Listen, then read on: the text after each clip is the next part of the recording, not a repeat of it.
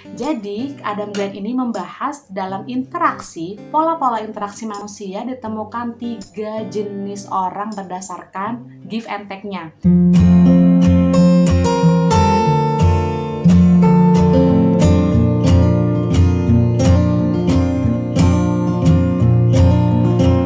Please subscribe, klik loncengnya, like, komen, dan share video ini ya guys. Assalamualaikum warahmatullahi wabarakatuh. Halo, saya Ratna. Terima kasih sudah ngeklik video ini dan juga mendengarkan podcastnya Ratna. Teman-teman, di video kali ini saya akan membahas sebuah buku yang berjudul Give and Take dari Adam Grant. Tapi sebelumnya, untuk mendukung channel ini jangan lupa klik tombol subscribe ya. Jadi di buku ini teman-teman, Adam Grant ini menemukan bahwa mengapa orang-orang yang cenderung untuk sering berbagi, sering menjadi orang-orang yang memberikan sesuatu ke orang lain, cenderung akan menjadi lebih sukses. Ketika seseorang itu mau menolong orang lain, maka orang tersebut akan menjadi lebih sukses. Nah, inilah yang akan dibahas dalam buku ini. Jadi, Adam Grant ini membahas dalam interaksi, pola-pola interaksi manusia ditemukan 3 jenis orang berdasarkan give and take-nya. Teman-teman, dalam organisasi di abad 21 ini terdapat banyak sekali perubahan teknologi dan sebagainya. Sehingga menjadikan faktor-faktor kesuksesan itu menjadi berubah. Ketika perubahan zaman semakin cepat, apalagi terkait dengan perkembangan teknologi, maka terdapat indikator-indikator kesuksesan yang juga berubah. Dan sukses itu adalah ketika kita bisa bekerja sama dan berkolaborasi dengan orang lain. Inilah yang dibahas di bukunya Adam Grant ini. Nah, terkait dengan give and take, ada 3 jenis orang saat berinteraksi. Yang pertama adalah orang dengan tipe takers atau orang yang sukanya menerima. Karakter orang ini biasanya dia maunya untung, dia maunya perhitungan, dia cenderung hati-hati, dia melihat orang lain ini bisa memberikan keuntungan apa bagi diri saya. Biasanya dia menunggu tanpa ada inisiatif untuk bergerak, dan orang seperti ini cenderung egois karena dia memiliki, berpikir tujuannya saja yang bisa dipenuhi. Yang kedua adalah giver. Giver adalah orang yang gemar memberi secara tulus. Dan mereka itu biasanya tipenya bersahabat, lalu mereka win-win solution dan membantu orang dengan tulus. Tipe orang ketiga dalam berinteraksi adalah matcher. Dia memerlukan keadilan. Jadi dia melihat dulu nih, kalau orang itu memberi, maka dia akan memberi juga. Tapi kalau orang itu merugikan dia juga akan dia berpikir caranya bagaimana bisa membalas biar orang lain itu mengalami kerugian juga. Nah, jadi orang-orang yang biasanya kebanyakan menurut penelitiannya dari penulis ini, dari Adam Grant, kebanyakan orang itu tipenya matcher, yaitu orang-orang yang pengennya ya udah sama-sama aja. Kalau kamu memberi ya saya memberi, tapi kalau kamu tidak memberi saya tidak memberi. Kalau kamu merugikan ya bagaimana caranya dibalas seperti itu gitu.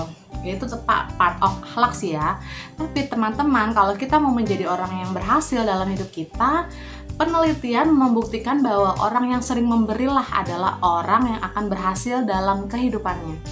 Giver itu, teman-teman, memiliki reputasi yang baik dibandingkan sama takers atau dibandingkan dengan matcher. Oleh karena itu, dia memiliki keunggulan dibandingkan 2 pola interaksi yang tadi. Ya, kalau taker kan itu pengennya untung aja, nggak mau memberi, nggak mau berbagi. Sedangkan matcher, yaitu pertengahan ya. Orang-orang yang taker atau orang-orang yang pengennya dikasih aja, pengen cari keuntungan dari orang lain, biasanya dia dihindari. Nah, hal ini yang dia kayak menghambat kesuksesan dia di masa depan ya, karena orang-orang cenderung tidak mau bersahabat dengan orang-orang yang sifatnya takers. Oke, giver atau orang-orang yang memberi, mereka memiliki pendekatan yang unik ya, dimana mereka itu biasanya membangun jaringan, lalu mereka berkolaborasi, lalu mereka juga mau mengevaluasi serta mereka mau memengaruhi orang lain. Ya teman-teman, yang ketiga yang dibahas dari sini adalah giver itu merupakan kunci sukses ya. Jadi ada pepatah yang mengatakan more you give, more you get back gitu. Semakin banyak kita memberi, semakin banyak juga yang akan kita terima.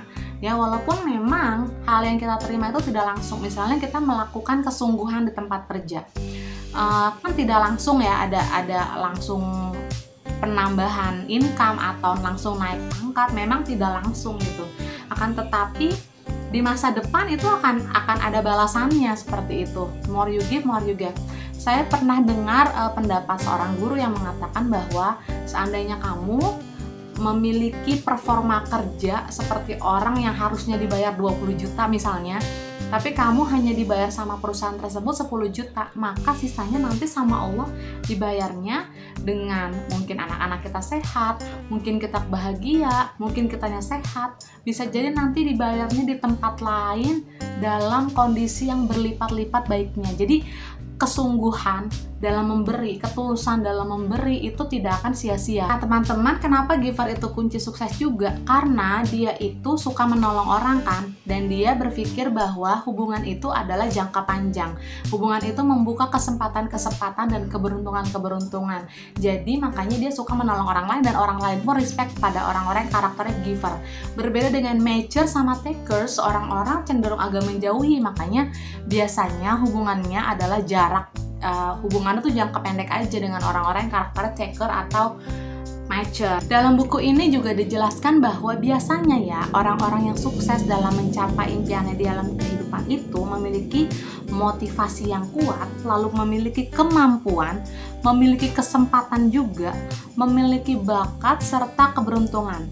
Tapi yang terpenting dari semua itu adalah ketika seseorang itu mampu berinteraksi dengan orang lain. Jadi kemampuan kolaborasi, komunikasi itu yang sangat penting. Giver itu tipenya dermawan kan, dia bersedia untuk sharing waktunya, sharing ilmunya, sharing kemampuannya, sharing idenya, sharing membuat koneksi-koneksi baru dengan orang lain.